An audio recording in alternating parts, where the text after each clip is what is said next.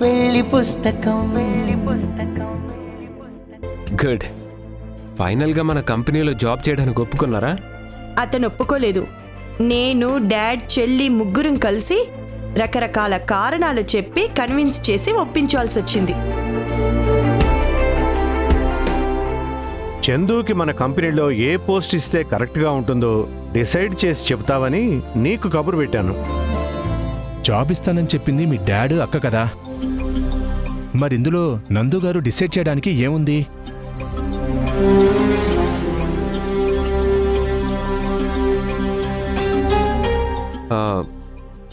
Chandu resume మీ దగ్గర ఉందా? అతని క్వాలిఫికేషన్స్ ఏంటో ఒకసారి చెక్ చేస్తే బెటర్. అదిగో చందు వచ్చాడుగా, అతన్ని అడగండి. నందు గారు, మీరేం చెక్ చేయాల్సిన అవసరం లేదు. ఆల్రెడీ మా అక్క ఇంటర్వ్యూ కూడా ఫినిష్ చేశానని చెప్పింది. జస్ట్ పోస్ట్ ఇవ్వడమే ఆలస్యం. చందుకి ఎక్స్పీరియన్స్ లేదు కాబట్టి డైరెక్ట్గా పోస్ట్ ఇవ్వలేను తనుజ.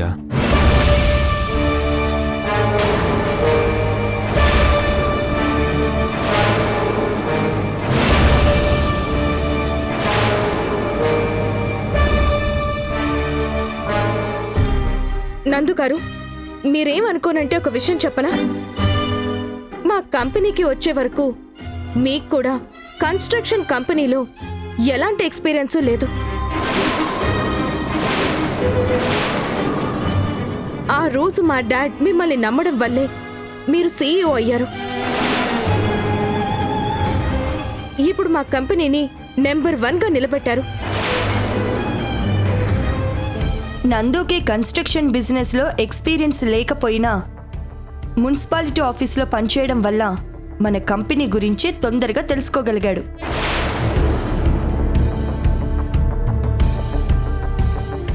అవునమ్మా, ఆ విషయంలో మాత్రం నందుని చందుని కంపేర్ చేయలేం. కరెక్ట్ మావయ్య. నేను నందు గారు ఎందులోనూ సమానం కాదు. తనూజ నా మీద అభిమానంతో మాట్లాడిందే తప్ప కంప్లైంట్ చేయలేదు. కంప్లైంట్ అని కాదు చందు. నందు విషయంలో డాడ్ ఎలాంటి డెసిషన్ తీసుకున్నారో నీ విషయంలో కూడా అలానే ఆలోచిస్తే బాగుంటుందని సజెషన్ ఇచ్చాను, అంతే. మనం సజెషన్ ఇవ్వడం ఎందుకు? తను వాళ్ళకి ఏది మంచి అనిపిస్తే అదే చేస్తారు. మనం బ్లైండ్గా ఫాలో అవ్వడం తప్ప ఏం చేయలేం.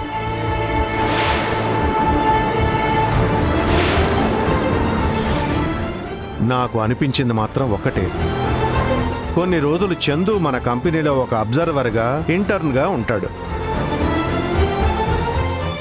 జరిగే ప్రాసెస్ మొత్తం దగ్గరుండి గమనిస్తాడు. తనకి ప్రాజెక్ట్ హ్యాండిల్ చేసేంత ఎక్స్పీరియన్స్ వచ్చిన తర్వాత అప్పుడు పొజిషన్ గురించి ఆలోచిద్దాం. ఏమ్మా తనుజ?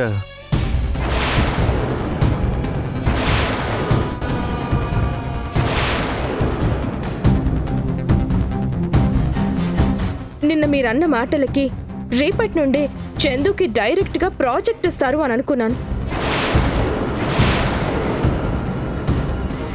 కానీ ఇలా ట్రైనీగా అంటే అందులో తప్పేముంది తనుజ? మావయ్య గారు చెప్పింది మంచి ఆప్షనే కదా. నిన్న నా టాలెంట్, క్వాలిఫికేషన్స్ గురించి అంత గొప్పగా చెప్పారు. ఇప్పుడు రియాలిటీ ఆలోచించి ఈ నిర్ణయాన్ని తీసుకున్నారు. అంతే కదా మావయ్య?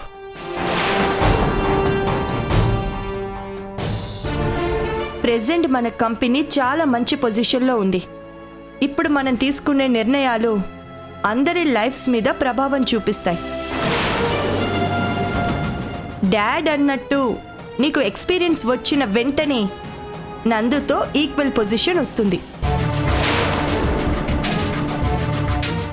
అమ్మ తనుజ, అల్లుడు గారిని ఈ ఇంట్లో ఉండమన్నప్పుడే ఆయన గౌరవానికి కానీ మర్యాదకు కానీ ఎక్కడా ఏ లోటు రాకుండా చూసుకుంటానని నేను మాటిచ్చాను. ఆ మాట కట్టుబడే ఈ నిర్ణయం తీసుకున్నాను. అర్థం చేసుకోమ్మా. సరే డాడ్, మీ మీద నాకు నమ్మకం ఉంది. మీరు ఎలా అనుకుంటే అలానే చెయ్యండి. చందుకి కూడా ఏ ఆబ్జెక్షన్ లేదు కాబట్టి నాకు కూడా ఓకే.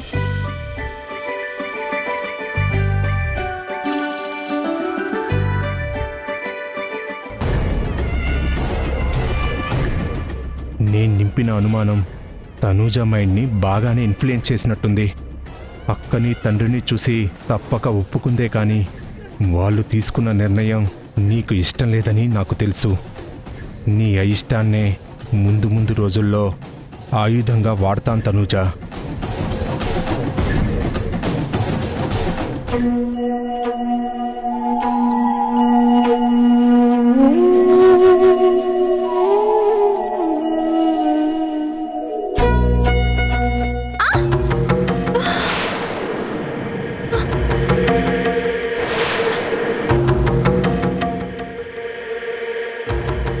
హే! ఏమైంది సాక్షి? కాలికేదో గుచ్చుకుందండి.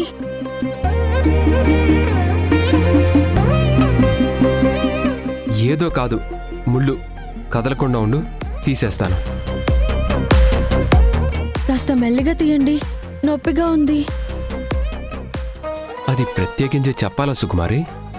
నీ శుతిమెత్తని పాదాలకి గుచ్చుకున్న ముళ్ళుని నొప్పి లేకుండా తీసేస్తాను.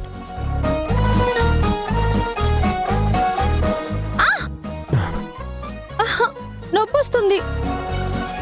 ఇదేనా నొప్పి లేకుండా తీయడం అంటే? అంటే అప్పుడప్పుడు తప్పులు జరుగుతూ ఉంటాయి. నువ్వు కంగారు పడి నన్ను టెన్షన్ పెట్టుకో.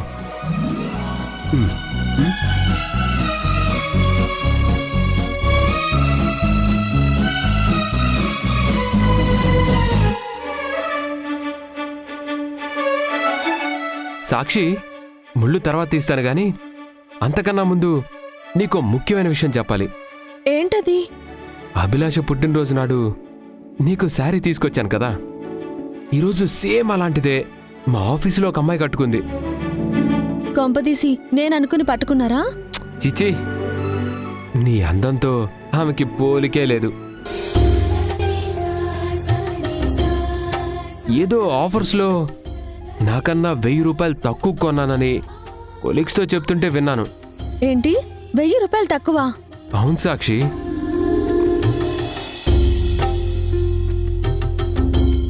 చీర కొనే ముందు నాకు ఒక మాట చెబితే అదే రేట్లో ఇంకా మంచి చీర కొనుక్కునే వాళ్ళం కదా. అలా అన్నీ చెప్పేస్తే ఇలాంటి సర్ప్రైజ్ మిస్ అవుతావు కదా. ఏంటి, ముళ్ళు తీసేశారా? అదే కదా మ్యాజిక్ అంటే. నాకు కొంచెం కూడా నొప్పి తెలియలేదండి. మీ ఆడవాళ్ల మైండ్ని డైవర్ట్ చేయాలంటే సమయానికి చీరల గురించి నగల గురించి మాట్లాడితే చాలు. నేను కూడా అదే రూల్ని అప్లై చేసి చిన్న అబద్ధం చెప్పాను. నీకు తెలియకుండా ముళ్ళు తీసేశాను. సరే పదండి. పద. ఆ, అమ్మా! ఇంకా నొప్పిగా ఉందేంటి? ముళ్ళు నిజంగా తీసేశారా? తీసేశాను సాక్షి. కాకపోతే ముళ్ళు లోతుగా గుచ్చుకోవడం వల్ల నొప్పి అనిపిస్తుంది. కాసేపు కూర్చుంటే తగ్గిపోతుంది. రా, అలా కూర్చుందాం. ఆహా, ఈ నొప్పితో నేను నడవలేనండి. నీకు నేనున్నాను కదా. కలలా కరిగిందే నువ్వు చేసిన అందమైన గాయం. Thank you. ఇప్పుడీ ఎదలోని బరువంతా చిటికెలో నమాయం. Thank you.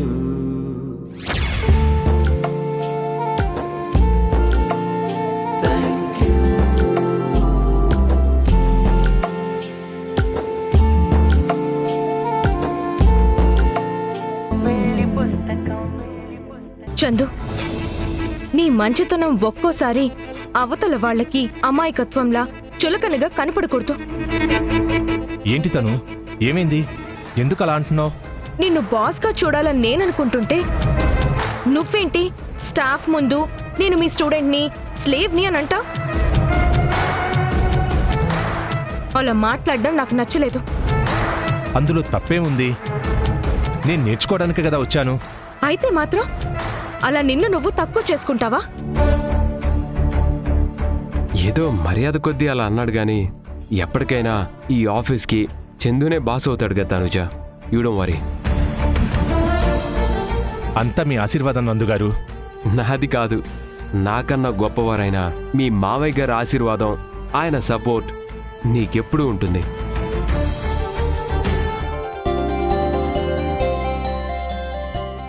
నాశనం కోరుకునేవాడికి ఆశీర్వాదం ఏంట్రా? ఈ ఆఫీస్లో వర్క్ నేర్చుకున్నా నేర్చుకోకపోయినా నీ మంచితనం అనే ఇమేజ్ని చెడగొట్టాలి. కుట్రలు చేసి నీ కుర్చీని లాక్కోవాలి. రాజేందు, నీ క్యాబిన్ చూపిస్తాను. ఆ, ఆ, నువ్వు వెళ్ళు చందు, నేను ఒకసారి అక్కతో మాట్లాడొస్తాను. ఓకే తను. పదండి. పద.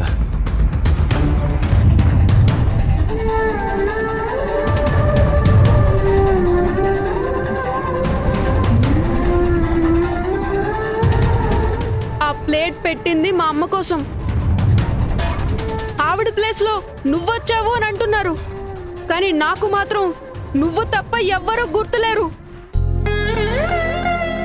నా ప్రేమంతా నీ ఒక్కదానికే. అందుకే నీకోసం పెట్టింది ఎవరు టచ్ చేసినా నేను ఒప్పుకోను. ఇంట్లో అందరూ నా మీద జాలితో మారిపోయారు, కానీ సిద్ధు మాత్రం చాలా మొండిగా ఉన్నాడు. వాణ్ణి మార్చడానికి ఎన్ని నాటకాలు ఆడినా ప్రయోజనం ఉండడం లేదు. అమ్మ అమ్మ అంటూ నా ముందే సాక్షి మీద ప్రేమ చూపిస్తూ ఉంటే పైకి నవ్వుతున్నా, లోపల రగిలిపోతున్నాను. ఈ కోపాన్ని బాధని ఎవరితో పంచుకోలేక నాలో నేనే నలిగిపోతున్నాను. ఛే! తనూజను నమ్మించి మోసం చేసినంత ఈజీగా నిహారిక హరిప్రసాద్ని హ్యాండిల్ చేయలేక కాదు, వాళ్ళకి తోడుగా నందు ఒకడున్నాడు. వీళ్ళందరినీ ఢీకొట్టాలంటే ఒంటరిగా కన్నా ఎవరైనా హెల్ప్ తీసుకుంటే అనుకున్నది సాధించడం సులువవుతుంది. అభిలాష అంటే మీరేనా? నేను మీకు ముందే తెలుసా? మా ఇంటికి ఈ ఇంటికి కామన్ విలన్వి. ఆ మాత్రం తెలుసుకోకుండా ఉంటారా? ఎస్, ఈ రెండు కుటుంబాల ఉమ్మడి శత్రువు అభిలాషతో మాట్లాడి చూస్తా.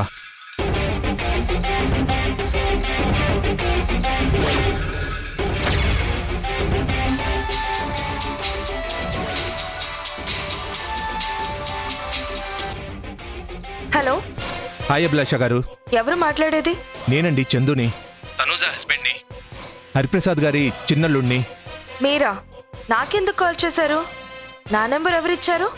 మనసుంటే మార్గం ఉంటుంది అభిలాష గారు. మీతో మాట్లాడాలని చాలా రోజుల నుండి అనుకుంటున్నాను, కానీ కుదరడం లేదు. ఆలస్యం అయ్యే కొద్దీ అమృతం విషయం అయ్యే ప్రమాదం ఉందని ఇప్పుడు కాల్ చేశాను. అంత విషమయ్యే విషయమేంటి? మీ గురించి మా ఫ్యామిలీలో మీ ఫ్యామిలీలో అందరూ చాలా బ్యాడ్గా చెప్తున్నారు. అది ఎంతవరకు నిజం అభిలాష గారు? చూడండి చందు గారు, జీవితంలో అన్నీ కోల్పోయి చావుకి సిద్ధంగా ఉన్నాను. నా గురించి ఇప్పుడు కొత్తగా తెలుసుకోవడం వల్ల ఒరిగేదేం లేదు. దయచేసి కాల్ కట్ చేయండి. వెయిటండి. మీ గతం నాకు పూర్తిగా తెలియకపోయినా మీ కళ్ళల్లో మాటల్లో ఏదో రహస్యం ఉందని మాత్రం స్పష్టంగా అర్థమైంది. ఏం రహస్యాలు లేవు. మీరేదో పొరపాటు పడుతున్నారు. పొరపాటు కాదండి, మనిద్దరం ఒకే గూటి పక్షుల్లా ఫీల్ అవుతున్నాను. మీరేం మాట్లాడుతున్నారో నాకు అర్థం కావడం లేదు. మీ హెల్త్ కండిషన్ తెలిసి కూడా ఇంట్లో వాళ్ళు మిమ్మల్ని నీచంగా ట్రీట్ చేయడం నాకు నచ్చలేదు. చెప్పాలంటే కొంచెం జాలి కూడా పుట్టింది. నా మీద జాలి చూపించే వాళ్ళంటే నాకు అస్సలు ఇష్టం లేదు. మీ ఓదార్పు నాకు అవసరం లేదు. నాతో మాట్లాడి నా టైము మీ టైము కూడా వేస్ట్ చేసుకోకండి. దయచేసి ఇంకెప్పుడు కాల్ చేయకండి. మీరు నన్ను నమ్మడం లేదని నాకు అర్థమైంది. అందుకే ఇంత కంగారుగా మాట్లాడుతున్నారు, కాల్ కట్ చేస్తున్నారు. రెండు కుటుంబాలు శత్రువుగా చూసే మీతో మాట్లాడుతున్నానని ఎవరికి తెలిసినా నా ఫ్యూచర్ ఏమవుతుందో మీకు బాగా తెలుసు. అయినా సరే ధైర్యం చేసి ఫోన్ చేశానంటే దాని వెనక ఎంత బలమైన కారణం ఉంటుందో ఆలోచించండి. నేను మిమ్మల్ని ఓదార్చడానికో మీ కండిషన్ చూసి అయ్యో పాపం అనడానికో కాల్ చేయలేదు. నా గురించి నిజం చెప్పి మీ నుండి సాయం పొందాలని చూస్తున్నాను. నిజమా? ఏంటది? ఫోన్లో కాదు అభిలాష గారు, అసలే రోజులు బాగోలేవు. మన మాటలు సీక్రెట్గా ఎవరైనా వినే ప్రమాదం ఉంది. డైరెక్ట్గా ఏదైనా రెస్టారెంట్లో కలిసి మాట్లాడుకుందాం. ఆలోచించొద్దు, నన్ను అనుమానించొద్దు. శత్రువు మిత్రుడని మర్చిపోవద్దు. మన మీటింగ్ వల్ల ఖచ్చితంగా మీకు మంచే జరుగుతుంది. నాతో మాట్లాడిన తర్వాత కూడా మీ ఒపీనియన్ మారకపోతే లైఫ్లో మీకు కాల్ చేయను. ఇప్పుడు మాట్లాడింది కూడా మర్చిపోతాను. ప్లేస్ అండ్ టైం మెసేజ్ చేస్తాను. బాయ్.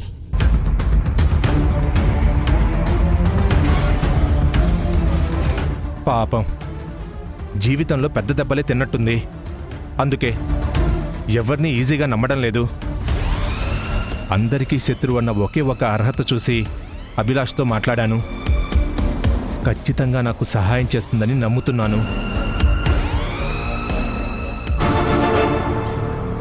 మేడం,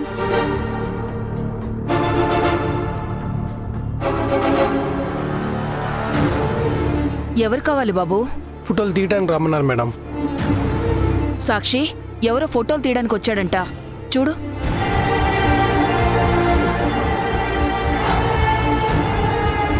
ఏం ఫోటోలు? ఎవరు రమ్మన్నారు? నేనే సాక్షి.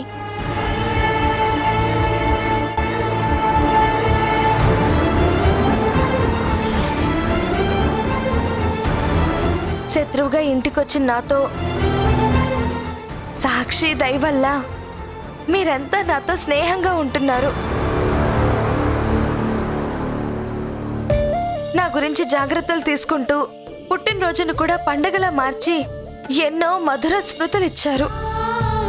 నేను పోయిన తర్వాత ఒక మనిషిగా మీ మధ్య లేకపోయినా ఒక జ్ఞాపకంగా మీ అందరితో ఉండాలి అనే స్వార్థంతోనే ఫోటోలు తీయించుకోవడం కోసం ఆయన్ని రమ్మన్నాను.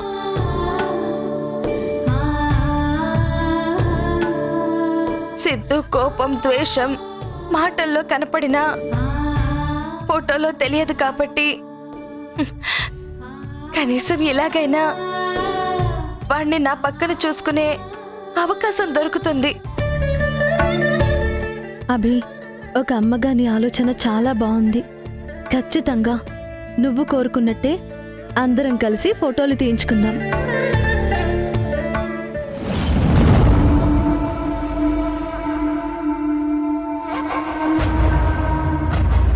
ఏం చూస్తున్నావు సిద్ధు? వెళ్ళి రెడీ అవ్వు. ఈ డెవిల్తో నాకు ఫోటోలు వద్దు.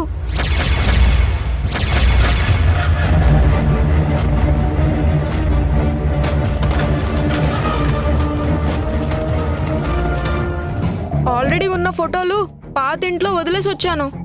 మళ్ళీ కొత్తవెందుకు?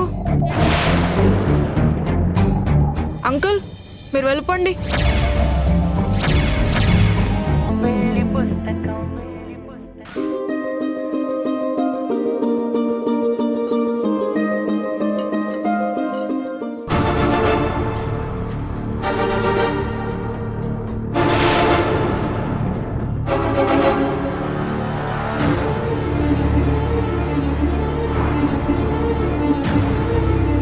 ప్లీజ్ కూర్చోండి.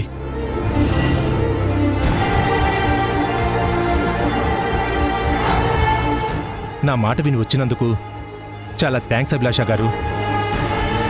లొకేషన్ పంపిన తర్వాత మీ నుండి ఏ రిప్లై లేకపోయేసరికి మీరు రారేమో అనుకున్నాను. మీరేదో నిజం చెప్పాలి, సహాయం చెయ్యాలి అని ఫోన్లో చెప్పారు కదా, అదేంటో తెలుసుకుందామని వచ్చాను. మీరు తెలుసుకోబోయే నిజం మీకు, నాకు, నా ఫ్రెండ్కి తప్ప మరెవ్వరికీ తెలియదు. మీరు కూడా ఇదే సీక్రెట్ని మెయింటైన్ చేస్తారన్న నమ్మకంతో మీకు చెప్తున్నాను. నా గురించి ఏం తెలుసని అంతగా నమ్ముతున్నారు?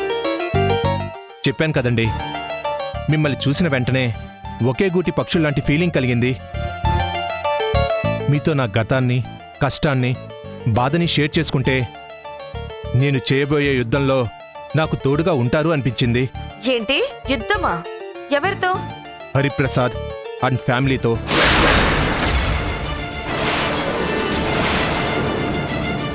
ఏంటి మీ మావయ్య గారితో యుద్ధం చేస్తావా? అతను నాకు పిల్లనిచ్చిన మామ మాత్రమే కాదు, మా అమ్మకి సొంత అన్నయ్య. నేను హరిప్రసాద్ మేనల్లుణ్ణి.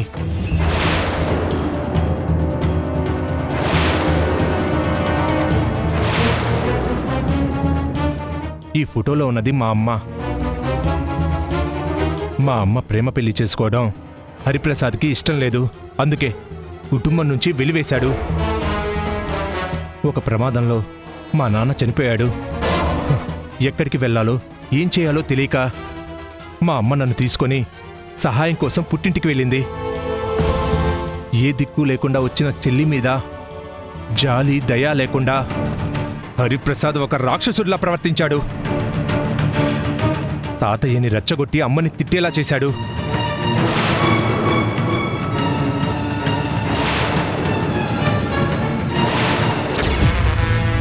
నా ఇంటికి ఎందుకు వచ్చావు? నా భర్త చావు బతుకుల్లో ఉన్నాడు. ఆయన్ని బతికించుకోవాలంటే ఆపరేషన్ చేయాలని డాక్టర్లు చెప్పారు. చేతిలో చిల్లి గవ్వలేదు. అందుకే సహాయం అడగడానికి వచ్చాను నాన్న. నోర్మోయ్! ఎవరే నీకు నాన్న? ఏ రోజైతే నన్ను నా పరువుని కాదనుకుని మన స్థాయి కన్నా తక్కువ వాణ్ణి పెళ్లి చేసుకున్నావో ఆ రోజే నా దృష్టిలో నువ్వు చచ్చావు. నీకే నీళ్లు వదులుకున్న వాణ్ణి నీ మొగుడికి మాత్రం ఎలా సాయం చేస్తాననుకున్నావు? అంత మాట అనకండి నాన్న, మీకు దండం పెడతాను. నా మీద కోపాన్ని నా మాంగళ్యం మీద, నా పిల్లల భవిష్యత్తు మీద చూపించొద్దు నాన్న. నా ఇష్టానికి వ్యతిరేకంగా పెళ్లి చేసుకున్నందుకు నీకిలాగే జరగాలి.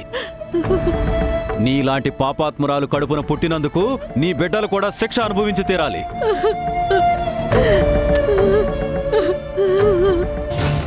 అన్నయ్య, నాన్నకు నువ్వైనా చెప్పు. నాన్న, మనల్ని నమ్ముకుని వచ్చింది. ఒక్కసారి ఆలోచించండి. నువ్వు మధ్యలో మాట్లాడుకో హరి. ఇది మన కుటుంబం పరువుకి సంబంధించిన విషయం. పరువు అంటే నాకు ప్రాణం. దాని విషయంలో ఆ దేవుడే వచ్చి చెప్పినా నేను మాత్రం క్షమించను. నువ్వు, నీ మొగుడు, నీ పిల్లలు ఎవరు ఎలా చేస్తారో చావండి. ఈ కుటుంబం నుండి నీకు ఎలాంటి సాయం అందదు. పో బయటికి.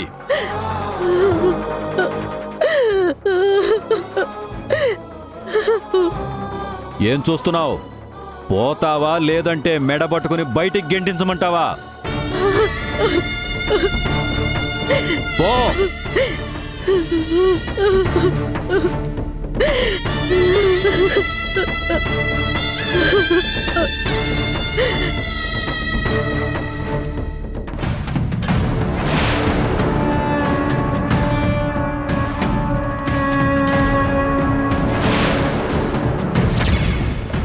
అప్పుడు మా అమ్మకి నాకు ఎక్కడికి వెళ్ళాలో ఏం చేయాలో తెలీదు. అలా చెట్ల కింద రోడ్ల మీద చాలా రోజులు బతికాం. అప్పుడు నేను ఉన్నానన్న ధైర్యంతో అమ్మ బతుకుంది, కానీ లేదంటే ఎప్పుడో చచ్చిపోయేది. ఇప్పటికీ ఆ రోజుల్ని తలుచుకుంటుంటే నా కళ్ళల్లో నీరు, గుండెల్లో కోపం పెరిగిపోతుంది. డబ్బు సంపాదించి అందరి ముందు పెద్ద మనిషిలా చలామణి అవుతున్న హరిప్రసాద్ వెనక ఇంత నీచమైన గతం ఉందని ఎవ్వరికీ తెలీదు. నాలాంటి వాడు చెప్పినా నమ్మరు. నాకు, నా తల్లికి ఇలాంటి గట్టి పట్టించిన వాణ్ణి ఏం చేయమంటావు? ఎలాంటి శిక్ష వేయాలి? మీ కథ వింటే నా కళ్ళల్లోనే నీళ్లు తిరుగుతున్నాయి. మీ అమ్మగారు ఇప్పుడు ఎక్కడున్నారు? తను చనిపోయారు. అమ్మ చావుతోనే నాలో పగ, ప్రతీకారం పుట్టాయి. హరిప్రసాద్ని వెతుక్కుంటూ వచ్చేలా చేశాయి. పథకం ప్రకారమే తనూజాని ప్రేమించి పెళ్లి చేసుకున్నాను. ఆ ఇంట్లో అందరి చేత నమ్మకస్తుడిగా స్థానం సంపాదించుకొని ఆ కుటుంబాన్ని నాశనం చేస్తాను. చాలా మంచి నిర్ణయం తీసుకున్నారు. అలాంటి వాళ్ళకి ఇలానే గుణపాఠం చెప్పాలి. మీకు జరిగినంత అన్యాయం నాకు జరగలేదు, కానీ జీవితంలో నేను కూడా చాలా నష్టపోయాను. నువ్వు ఆ కుటుంబాన్ని మంచితనంతో నమ్మిస్తే నేను కన్నీళ్లతో, క్యాన్సర్తో నమ్మించాను. చాలా మంచి వార్త చెప్పారండి. ప్రతీకారంతో కలిసిన మన స్నేహం 10 కాలాల పాటు చల్లగా ఉండాలి. మన శత్రువుల జీవితం బూడిదైపోవాలి. చూసారా మన కథలు ఎలా కలిశాయో? ఒకేలా ఆలోచించే వాళ్ళు ఎప్పటికైనా ఒక చోట కలవాల్సిందే, ఒక మాట మీద ఉండాల్సిందే. ఇక నుండి మనమిద్దరం ఒకరికి ఒకరు సహాయం చేసుకుంటూ కలిసి కుట్రలు చేద్దాం. ప్రతీకారం తీర్చుకునే ప్లాన్స్ ఆలోచిద్దాం. ష్యూర్ చందు గారు. రోజులు గడిచే కొద్దీ నువ్వు చావుకి దగ్గర అవ్వటం లేదు. కొత్త ఊపిరితో ఆయుష్ పోసుకుంటున్నావు. నువ్వు మారక ముందు నీ బుద్ధి పద్ధతి నచ్చక బ్రతికుండగానే చచ్చిన దానిగా చూశాను. ఇప్పుడు నీలో వచ్చిన మార్పు మంచితనం చూస్తుంటే ఆ కన్న తల్లి మాటలన్నీ నిజం చేసిన దేవుడి మీద కోపంగా ఉంది. కోపం ఎందుకమ్మా?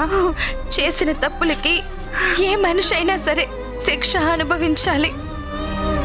నా జీవితం నాలాంటి స్వార్థపరులకి, కుటుంబ విలువలు తెలియని వాళ్ళకి ఒక గుణపాఠం అవుతుంది.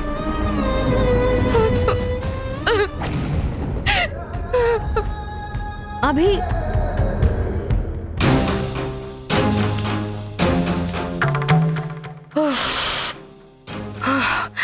ఏడ్చి ఏడ్చి తల పోటొస్తుంది.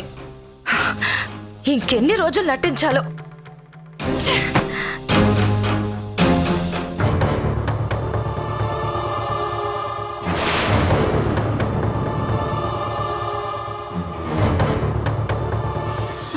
ఈ ఇంట్లో నువ్వు నేను మన కొడుకు మాత్రమే ఉండాలి.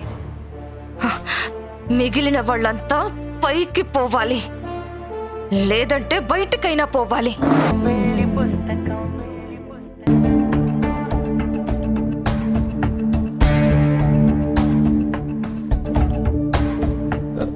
డాక్టర్, సాక్షికి ఏమైంది?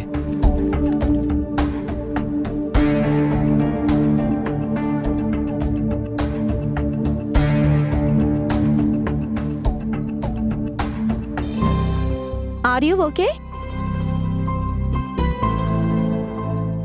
Yeah doctor.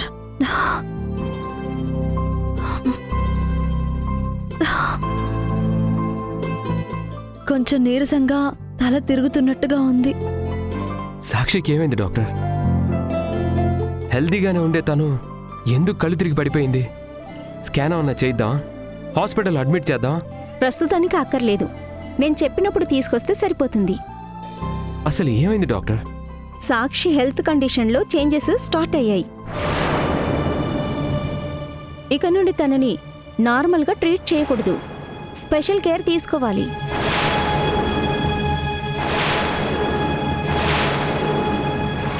స్పెషల్ కేరా? ఎందుకు డాక్టర్? అసలు ప్రాబ్లం ఏంటి? ప్రాబ్లం మీకు కాదు మిస్టర్ నందు, మీ అబ్బాయికి. మా అబ్బాయికా? వాడికి పోటీగా ఇంకొకరు రాబోతున్నారు. సాక్షి తల్లి కాబోతుంది.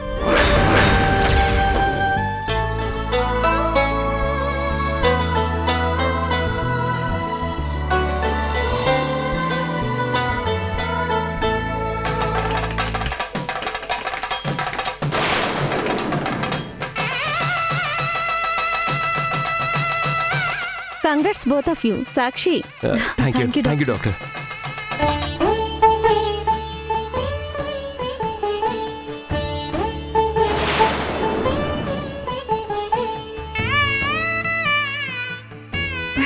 Congratulations Sakshi. Congrats Nandu. Thank you. 1 minute.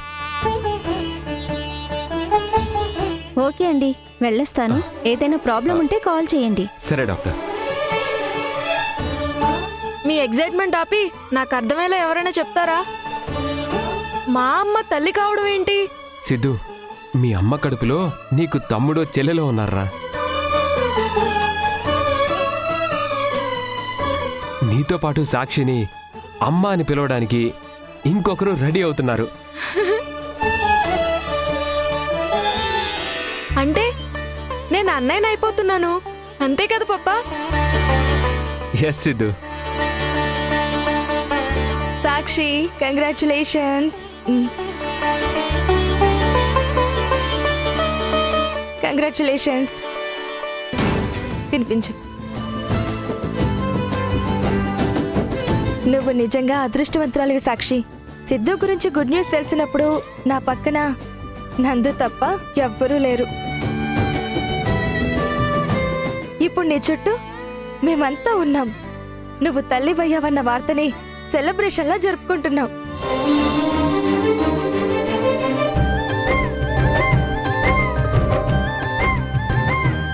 కళ్ళు తిరిగి పడిపోయిందని చెప్పగానే ఆఫీస్ వర్క్ మధ్యలో వదిలేసి వచ్చాను. నేను వెళ్ళి ఈవినింగ్ వస్తాను. సరేనండి. జాగ్రత్త. వెళ్ళొస్తాను అత్తయ్య.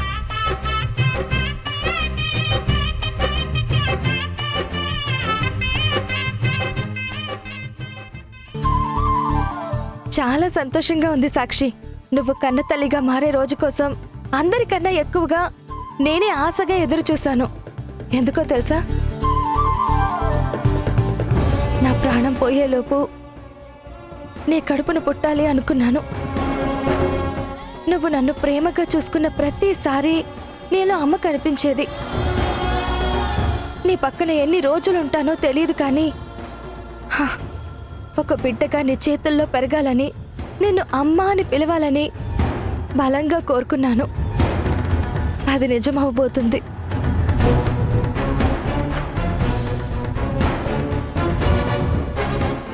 ప్రాణాలతో ఉండటం కన్నా నీ కడుపులో ఉండటమే గొప్ప అనుకుంటుంది. ఇలా మారిన మనిషికి అర్ధాయుషిచ్చాడేంటో ఆ దేవుడు.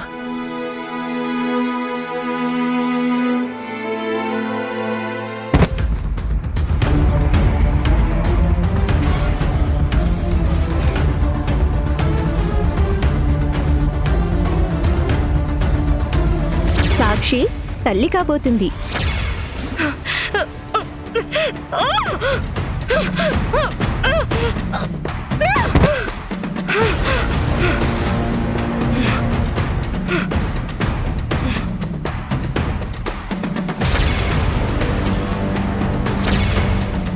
ప్రాణం తీయాలనుకున్న దాని కడుపులో ప్రాణం పోసుకుంటావా? అంత చేయాలనుకున్న దాన్ని అమ్మ అని పిలుస్తావా? అది కోరిక కాదే, నీ కర్మ. ఏం బ్రతికేనిది? ఛీ! సాక్షిని ఇంట్లో నుండి బయట గెంటాలనుకుంటే అదే ఇంకొకరిని ఇంట్లోకి తీసుకొస్తుంది. లేదు, అలా జరగకూడదు.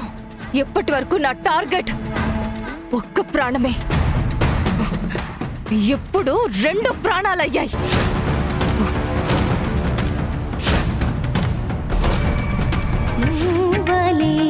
మనసు పడు పాదమా, ఊహలే ఉలికి పడు ప్రాయమా, ఇందోళం నా సాగే అందాల సెలయేరమ్మ, ఆమని మధువనమా, ఆమని మధువనమా, చినుకు తడికి చిగురు తొడుగు పూవమ్మా, చిలిపి కలవు నువ్వమ్మా. కూర్చో, జాగ్రత్త.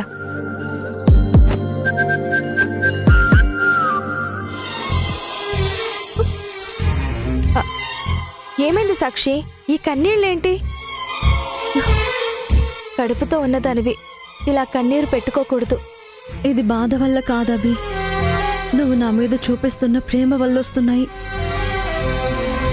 ఇదంతా నీకోసం కాదు సాక్షి, నా కోసం నేనే చేసుకుంటున్నాను. నేను పోయిన తర్వాత నీ కడుపున ప్రాణం పోసుకుంటాను కదా, అప్పుడు నీకు నాకు ఏ కష్టం కలగకూడదనే ఈ జాగ్రత్తలన్నీ కూడా. రా, వచ్చి పడుకో, రెస్ట్ తీసుకో, రా.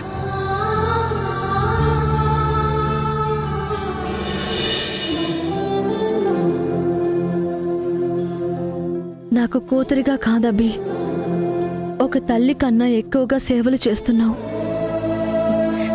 పడుకో, రిలాక్స్ అవ్వు.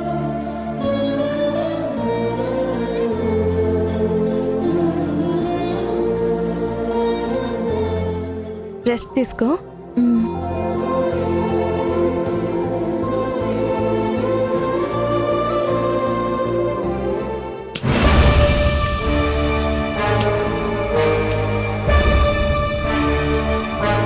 నాకు కూతురుగా కాదభి, ఒక తల్లి కన్నా ఎక్కువగా సేవలు చేస్తున్నావు.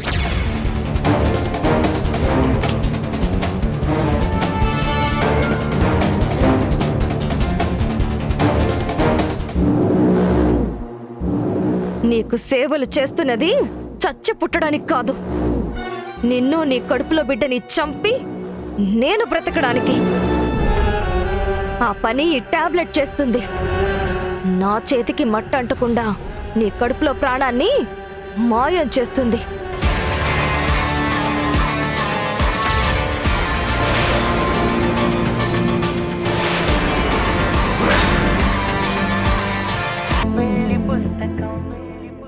ఈ ఫైల్స్ అన్నీ ఇలా పడున్నాయేంటి?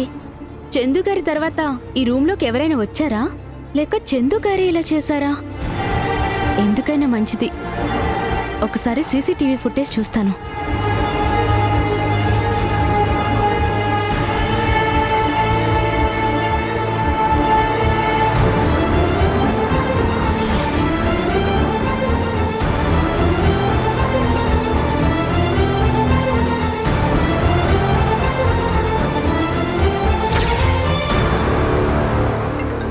ఇదేంటి ఈ టైంలో ఫోన్ చేస్తుందేంటి? రే గోపి, ఆ ఫైల్స్ అన్ని తీసి టేబుల్ మీద పెట్టు. లేదు, ఈ ఫైల్స్ అన్ని ఫినిష్ చేయాలన్న తప్పని తప్ప నాకు ఆకలి లేదు. నువ్వు డిన్నర్ చేసి పడుకో.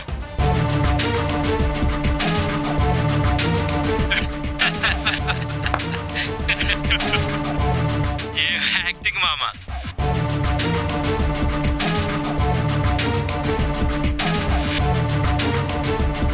చందు సార్ ఇంత చీప్గా బిహేవ్ చేస్తున్నారంటే ఈ వీడియో వెంటనే మేడంకి చూపించాలి, లేదంటే చాలా పెద్ద ప్రాబ్లం అవుతుంది.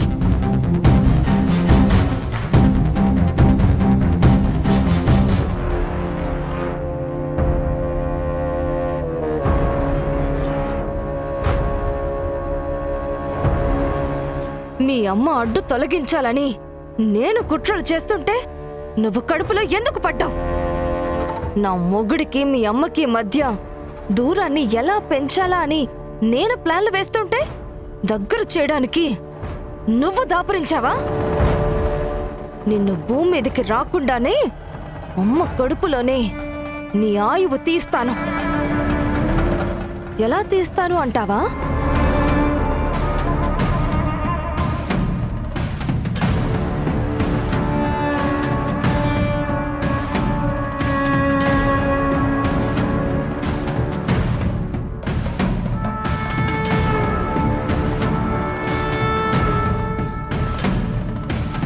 నీ వల్ల ఎవరినైతే శత్రువుగా చూశానో దానికి సేవలు చేయాల్సి వస్తుంది. నన్ను బానిసగా చేసిన నిన్ను బ్రతకనివ్వను.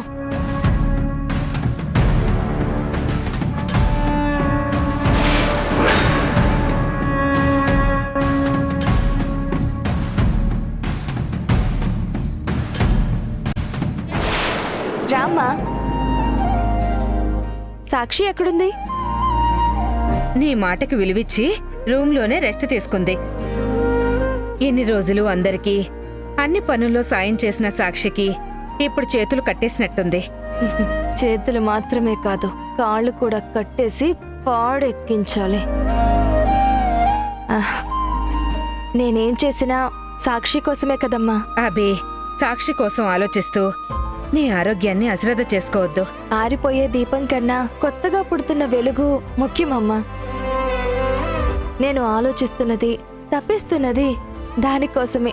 ఎన్ని రోజులు నీ మీద కోపంలో ఏ బాధ తెలియలేదు కానీ ఇప్పుడు నీ మంచితనం చూస్తుంటే నాకే కష్టంగా ఉంది. అమ్మా, కష్టమైన నష్టమైన ఇప్పుడు మనం ఆలోచించాల్సింది సాక్షి కోసమే, నా కోసం కాదు. సాక్షిని కంటికి రెప్పలా చూసుకోవడానికి నువ్వున్నావు. ఎవరిని సాయం చేయనివ్వకుండా నువ్వే దగ్గరుండి అన్నీ చూసుకుంటున్నావు. ఇన్ని రోజులు నాకు సాయం చేసినందుకు సాక్షి రుణం తీర్చుకునే అవకాశం ఇలా దొరికిందమ్మా. ఎలా వదులుకుంటాను చెప్పు? నీ గురించి తెలిసే నందు పని మనిషిని పెడతానని చెప్తే బయట వాళ్ళు ఎలా ఉంటారో, మన మాట వింటారో లేదోనని నేనే వద్దన్నాను. మంచి పని చేశావమ్మా. సాక్షి కోసం నేను పని మనిషిగా మారుతాను. నేనున్నంతకాలం ఏ సమస్య లేకుండా చూసుకుంటాను. నాకు తెలుసమ్మా. ఏంటే నీకు తెలిసేది? నీకు సంబంధం లేని మనిషి కోసం కన్న కూతుర్ని పని మనిషిగా మారుస్తున్నావు. ఆ రోజు అనవసరంగా నిన్ను కాపాడాను, లేదంటే ఈ పాటికి ఇంట్లో ఒక మనిషి తగ్గేది. డాక్టర్ గారు సాక్షికి పాలల్లో కలిపివ్వమని ఒక పౌడర్ ఇచ్చారు. అది ఎంత కలపాలో ఎలా కలపాలో నాకు తెలియటం లేదు. కాస్త నువ్వు వచ్చి కలిపిస్తావా? సరేనమ్మా, వస్తాను. సరే. పాలల్లో డాక్టర్ ఇచ్చిన పౌడర్ కాదు, నేను తయారు చేసిన పాయిజన్ కలుపుతాను.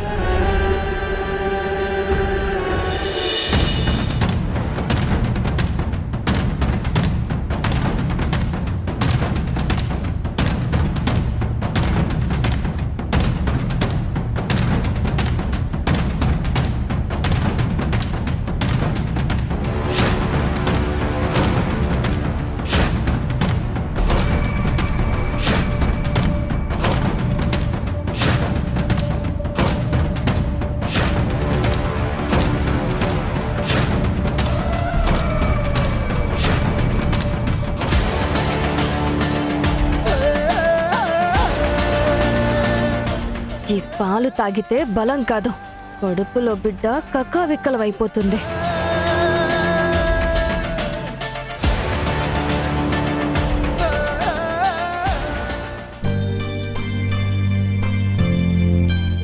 ఈ పాలు తాగు సాక్షి. పాలా? కడుపు మొత్తం ఫుల్గా ఉందా బి? ఇప్పుడొద్దు, తర్వాత తాగుతాను. తర్వాత కాదు, ఇప్పుడే తాగాలి. ఇవి మామూలు పాలు కాదు, డాక్టర్ గారు ఇచ్చిన ఒక స్పెషల్ ప్రోటీన్ పౌడర్ కలిపాను. ఇది తాగితే నీకు నీ బిడ్డకి చాలా మంచిది. చెబితే వినవు కదా. సరే, నేను తాగుతాలే, అక్కడ పెట్టేసి వెళ్ళు. మర్చిపోకుండా తాగు. సరే.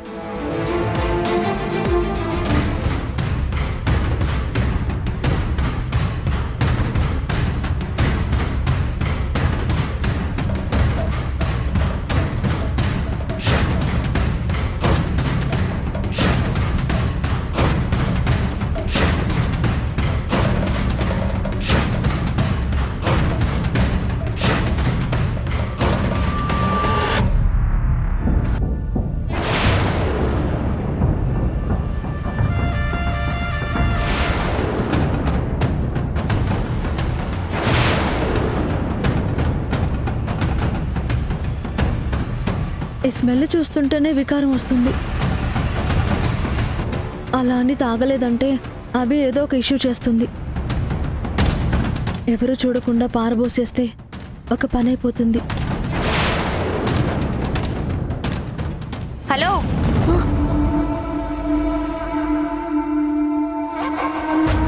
ఎక్కడికి?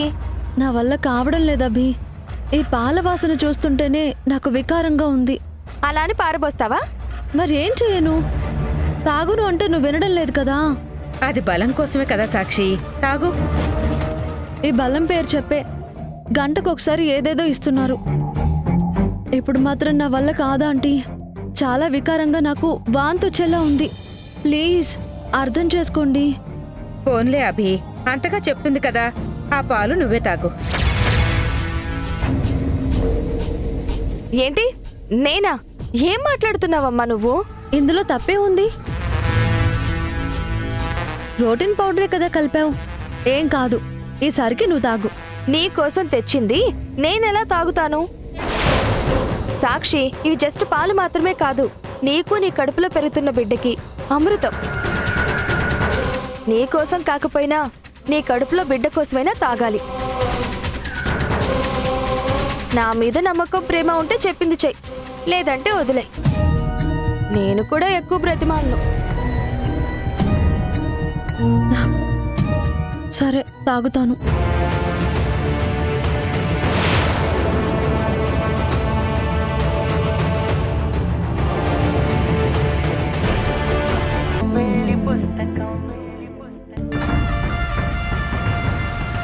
సాక్షి పాలు తాగడం నా కొడుక్కి కూడా ఇష్టం లేదనుకుంటా. అందుకే ఎక్కడి నుండో కొట్టిన బాలు డైరెక్ట్గా వచ్చి పాల గ్లాస్కి తగిలింది. లేదంటే ఈ పాటికి హాస్పిటల్లో సాక్షి బెడ్ మీద ఏడుస్తూ ఉండేది. నేను శుభవార్త విని ఎంజాయ్ చేసేదాన్ని. దరిద్రం నాకు, అదృష్టం దానికి. ఫేవర్ చేస్తుంటే ఎవరు మాత్రం ఏం చేయగలరు? ఛే!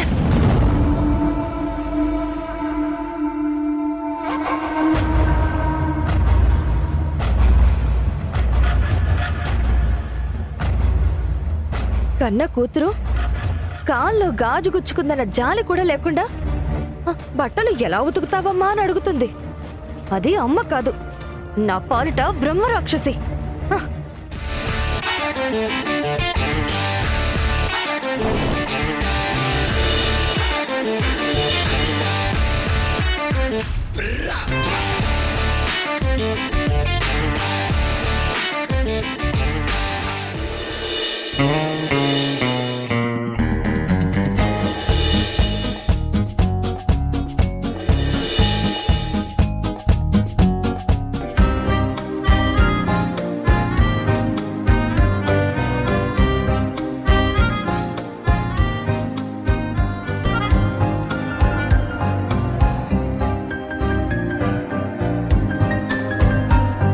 అభి,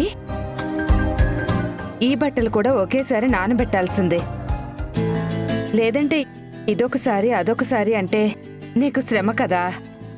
పర్లేదమ్మా, ఎంత శ్రమ అయినా గాజుగుచ్చుకున్న కాలు నొప్పి పుట్టినా నాకేం లెక్కలేదు. అమ్మా అభి, 2 రోజుల నుంచి భుజాలు బాగా నొప్పిగా ఉన్నాయి. లేదంటే నేను కూడా నీకు సహాయం చేసేదాన్ని.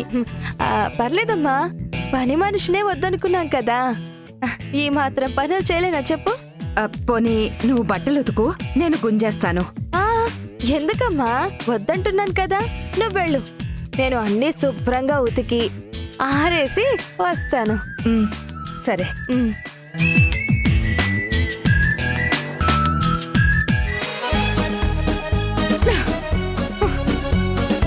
నాకు సహాయం చేయడానికి నీకు భుజాలు నొప్పులు వస్తాయి. అదే నా సవతికి చేయమంటే మాత్రం లేడి పిల్లల గెంతలేసుకుంటూ చేస్తావు. ఛీ! ఈ ఇంట్లో నా బ్రతుకు పని మనిషి కన్నా నీచమైపోయింది.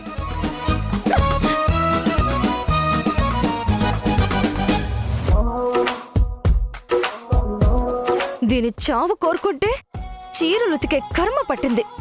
నిన్ను మామూలుగా కొట్టకూడదే సాక్షి. బండకేసి ఇలా ఇలా బాధేసి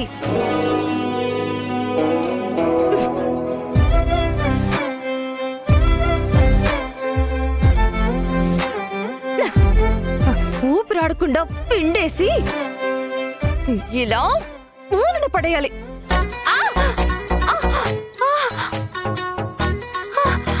అమ్మా,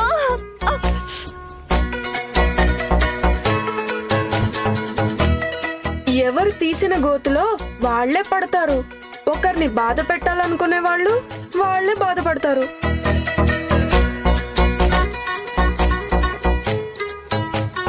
వీడేంటి నాకు సింకయ్య సామెతలు చెప్తున్నాడు? పుస్తకంలోది చదువుతున్నాడా లేక నన్ను ఏడిపించడానికి అంటున్నాడా?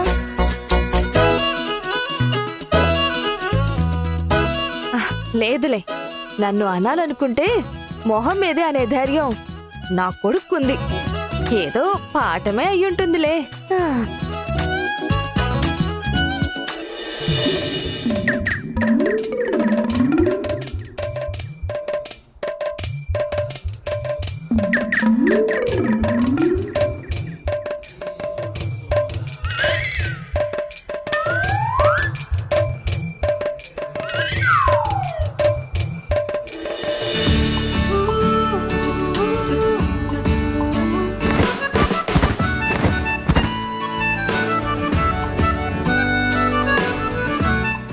అమ్మ ఆంటీల కన్నా అభిలాష నాకు చాలా హెల్ప్ చేస్తుంది. గంటకోసారి జ్యూసు, పాలు, ఫ్రూట్స్ అసలు నా నోటికి ఖాళీయే ఉంచట్లేదు. ఇలా ఇన్నిసార్లు తింటే కొవ్వు పట్టి కంప్లీట్ బెడ్ రెస్ట్ అవుతుందేమోనని భయంగా ఉంది. సాక్షి, ఏంటో మాటలు? కడుపుతో ఉన్నప్పుడు అలా నెగటివ్ గా మాట్లాడకూడదు. ఏదో సరదాగా అన్నాను. సరదాకైనా సరే అలా అనడం మంచిది కాదు. ఈ టైంలో మాటలు, ఆలోచనలు ఎంత ప్రశాంతంగా పాజిటివ్గా ఉంటే కడుపులో బిడ్డకి అంత మంచిదవుతుంది. విన్నావు కదూ, అభి నా ఫుడ్ విషయంలోనే కాదు, ఆలోచనల విషయంలో కూడా ఎంత కేర్ తీసుకుంటుందో. ప్రాణం విలువ తెలిసిన దాన్ని మీ 2 ప్రాణాల కోసం ఆ మాత్రం జాగ్రత్త తీసుకోకపోతే ఎలా చెప్పు? ఇదిగో ఈ ఫ్రూట్స్ తిను.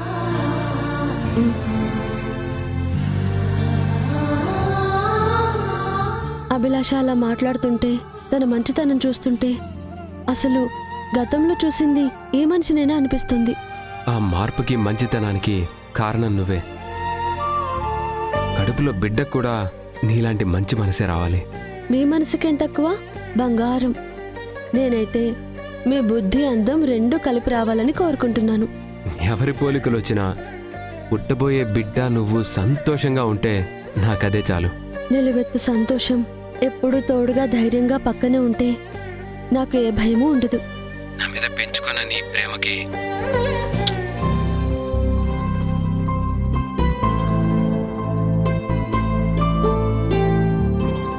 ఇక నుండి ప్రేమకే కాదు, ముద్దులకు కూడా పోటీ పెరుగుతుంది. ఎంత పోటీ పెరిగినా ఇద్దరిని ఓడిపోనివ్వకుండా నేను చూసుకుంటాను. ఇంతకు ముందుది కడుపులో బిడ్డ కాబట్టి ఈ ముద్దు నీకోసం.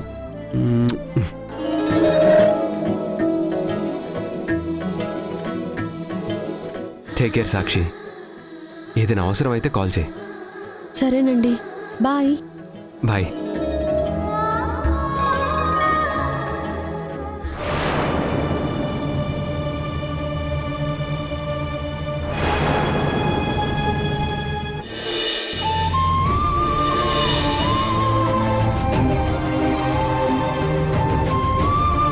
సాక్షి, జ్యూస్ తాగు.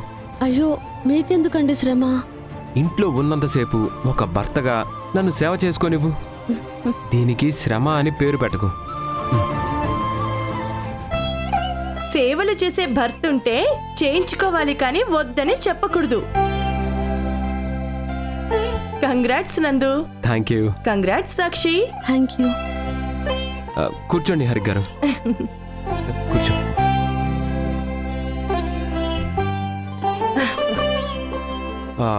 నిహారిక్ గారు, ఈ న్యూస్ మీకెవరు చెప్పారు? మనమంతా ఒకే ఫ్యామిలీ అని మేమనుకుంటే నువ్వు మాత్రం సీక్రెట్ మెయింటైన్ చేస్తున్నావు. కానీ సిద్ధు నీలా కాదు.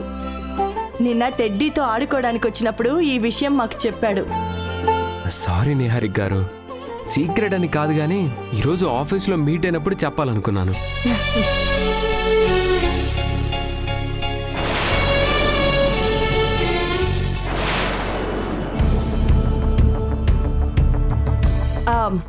ఇంట్లో ఇంత మంచి జరుగుతున్నప్పుడు కొంతమందిని దూరంగా ఉంచితే బెటర్.